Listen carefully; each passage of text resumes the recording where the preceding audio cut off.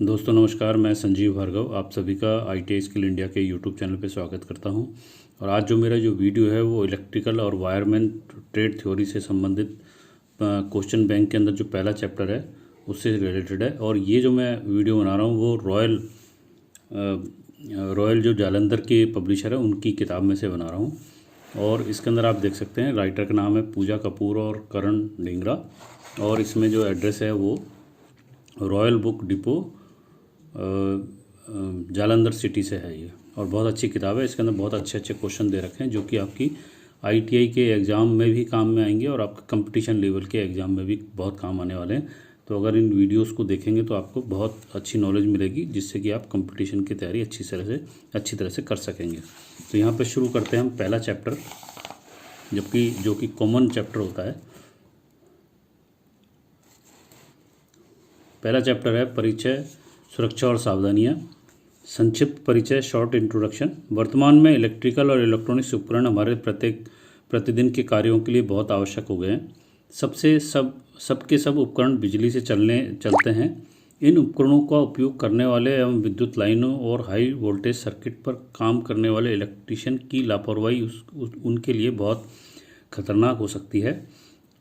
किसी भी इलेक्ट्रिकल या इलेक्ट्रॉनिक सर्किट पर सफलतापूर्वक एवं सावधानीपूर्वक कार्य करने के लिए टेक्नीशियन को स्पष्ट पता होना चाहिए कि उसे क्या और कैसे करना है। ये बहुत ज़रूरी है किसी भी इलेक्ट्रीशियन या इलेक्ट्रॉनिक्स के स्टूडेंट्स के लिए। इसके लिए उसको अपने काम के स्थान को साफ और नियमित रखना होगा, जिसमें हर औजार और यंत्र को अलग अलग स्थान होता है। तो इस अध्याय में हम उसके जो शॉर्ट क्वेश्चन होते हैं, ऑब्जेक्टिव टाइप क्वेश्चन, MCQ जो कहलाते हैं, मल्टी चॉइस क्वेश्चन, उससे रिलेटेड हम क्वेश्चन लेंगे। और उसके अंदर आप देखेंगे कि बहुत अच्छे क्वेश्चन है जो कि आपके एग्ज़ाम में भी काम आएंगे। तो यहाँ पहला जो क्वेश्चन है वो है पूर्ण सूखी अवस्था में मानव शरीर का कैसा रेजिस्टेंस होता है, जिसके अंदर A है 1000 ओम तक, 10 लाख ओम तक, 2000 ओम तक और 4000 ओम तक। तो उत्तर यहाँ पर होगा B, 10 लाख ओम तक। क्वेश्चन नंबर 2, आदमी का शरीर खालिस्तान मिली एम्पियर करंट सहन करने की क्षमता रखता है। तो इसके अंदर A है 0.15 मिली एम्पियर, B है 0.25 मिली एम्पियर, C है 0.20 मिली एम्पियर और D है हमारा 0.5 मिली एम्पियर। तो उत्तर है यहाँ पे हमारा A। क्वेश्चन नंबर 3 है शॉक लगने पर यानी कि झटका लगने पर खालिस्तान कार्य करना चाहिए। उसके अंदर है A तेजी से, B तत्परता से, C सावधानी से और D उपरोक्त सभी एक साथ।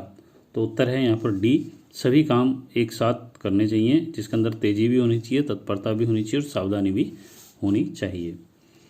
चौथा क्वेश्चन है इसमें कृत्रिम सांस, आर्टिफिशियल जो हम सांस लेने की प्रक्रिया होती है, खालिस्तान पर शुरू करनी चाहिए। A नज़दीकी हॉस्पिटल, B सुरक्षित स्थान, C दुर्घटना स्थल और D है इनमें से उपरोक्त कोई भी नहीं। तो उत्तर होगा हमारा यहाँ पे C, दुर्घटना स्थल पर ही हमको जो कृत्रिम सांस की प्रक्रिया वो पेशेंट के साथ कर लेनी चाहिए, जिससे कि उसकी जान बचने के चांसेस बहुत अधिक हो जाते हैं। क्वेश्चन नंबर 5, शॉक लगने पर आवश्यक निर्देश होते हैं खालिस्तान।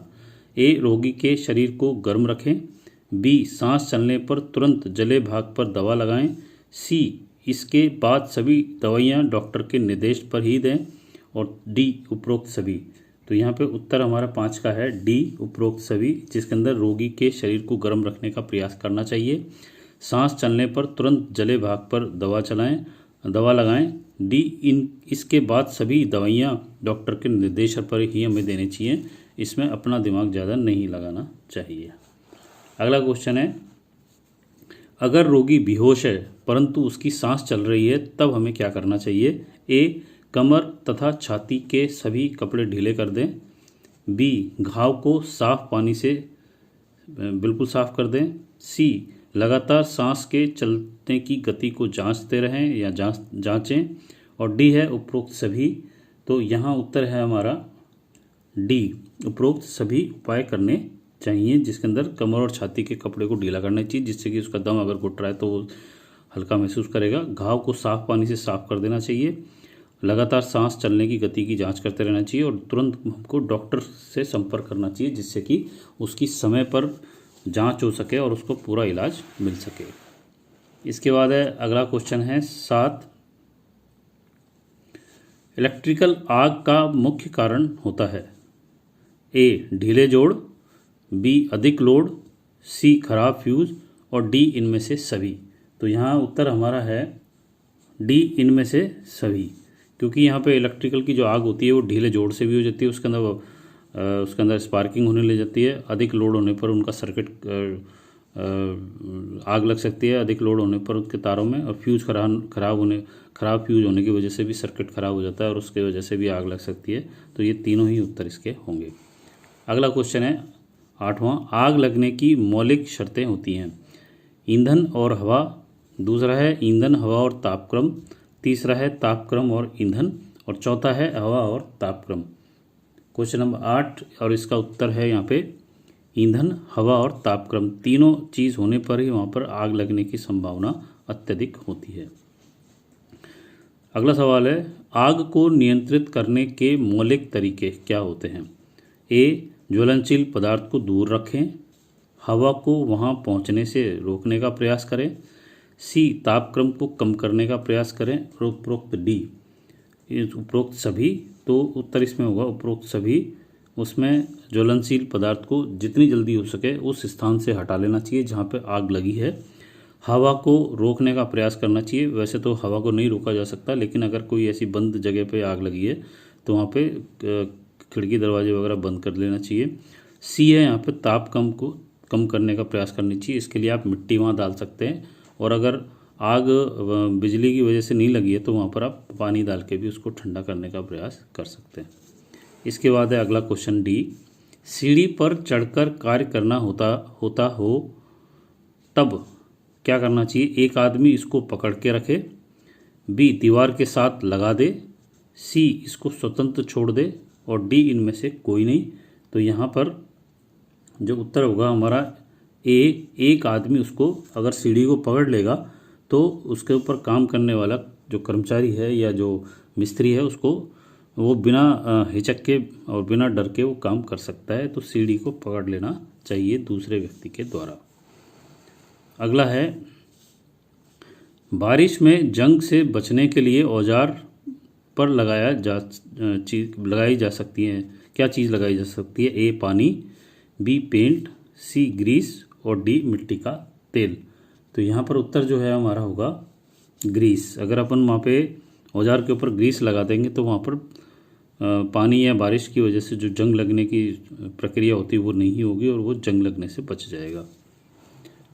अगला क्वेश्चन है 12वां, बिजली सर्किट में आग लगने पर आप कौन सा अग्निशामक प्रयोग करेंगे। यहाँ पर विशेष ध्यान रखने वाली बात है कि यहाँ पर जो सर्किट है वो बिजली से जो चल रहा है उसके अंदर आग लगने वाली बात हुई है। तो यहाँ पर हम पानी का उपयोग करेंगे, फोम का उपयोग करेंगे, रसायन का उपयोग करेंगे या कार्बन डाइऑक्साइड का उपयोग करेंगे। तो यहाँ पर हमारा उत्तर होगा D carbon dioxide. Carbon dioxide जो है वो वहाँ पर आप आग को बंद वहाँ पे ख़त्म करने का प्रयास करेगी अग्निशामक के अंदर से अगर कार्बन डाइऑक्साइड निकलती है तो, क्योंकि बिजली सर्किट के अंदर अगर आप पानी डालेंगे तो वहाँ पर करंट लगने के और ज़्यादा चांसेस हैं।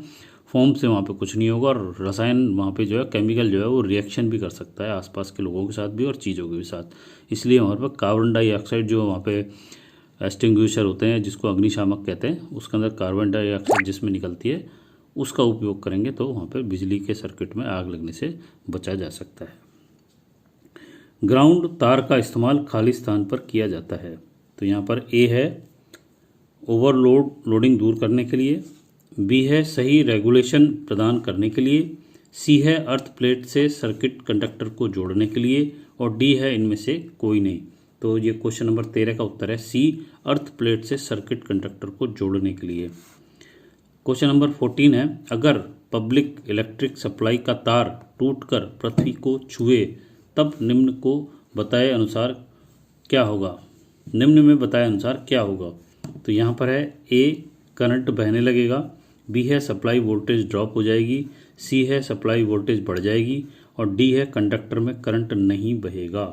तो क्वेश्चन यहाँ पे उत्तर है ए करंट वहाँ पर धरती में जाने लगेगा और आपकी जो सप्लाई है उसकी जो मीटर की रीडिंग है वो बढ़ती चली जाएगी। क्वेश्चन नंबर 15,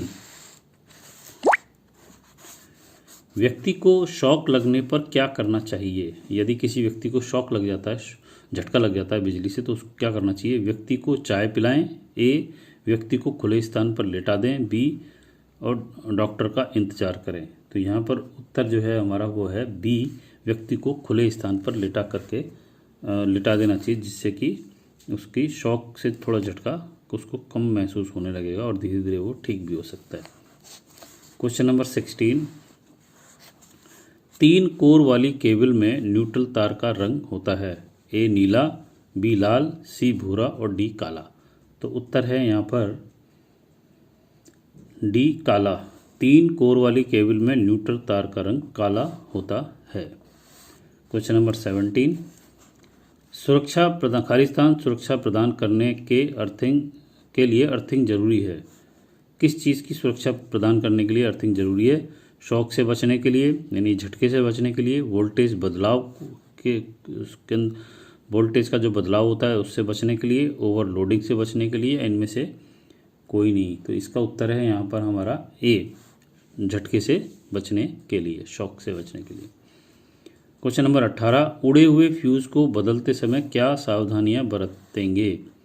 ए है मेन स्विच बंद करना, बी है सब स्विचों को बंद कर दें, सी है उपरोक्त में से कोई नहीं और डी इनमें से कोई नहीं। तो यहाँ पर हमारा उत्तर होगा ए, मेन स्विच को आप बंद कर दें, जिससे कि फ्यूज़ बदलने में आसानी हो और आपको कोई झटका या आपके ऊपर आपको कोई परेशानी ना हो। स्विच का हमेशा खाली स्थान होता है। स्विच को हमेशा खाली स्थान में लगाएं, फेज वायर में लगाएं, न्यूट्रल में लगाएं, दोनों फेज और न्यूट्रल दोनों में, और उपरोक्त में से किसी में भी नहीं। तो यहाँ उत्तर है हमारा ए, फेज वायर में। फेज वायर में हमको स्विच को लगाना चाहिए। इसके बाद है बैटरी चार्ज कमरा खालिस्तान होना चाहिए। बैटरी जहाँ चार्जिंग होती है वह कमरा जिसमें बैटरी चार्जिंग होती है वो कैसा होना चाहिए? बंद होना चाहिए या हवादार होना चाहिए? तो यहाँ हमारा उत्तर होगा कि हवादार होना चाहिए। ग्राउंड तार के लिए खालिस्तान मटेरियल प्रयोग होता है, कास्ट आयरन का, एल्युमिनियम का, स्टेनलेस स्टील का या गैल्वेनाइज्ड स्टील का। तो